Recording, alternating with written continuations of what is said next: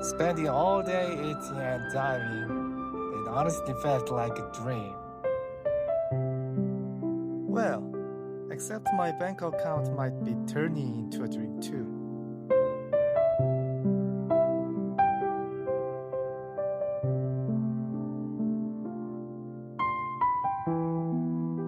Anyway, I had such a great time on this liveaboard.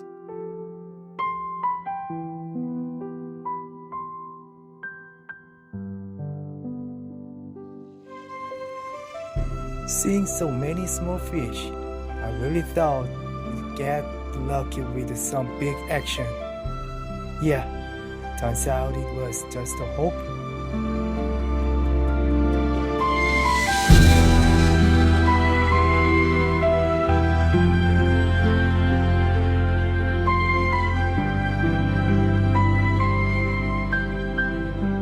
But still, I got to share some really good moments with awesome divers.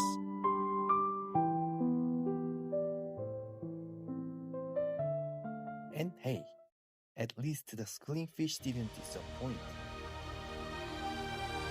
Like this.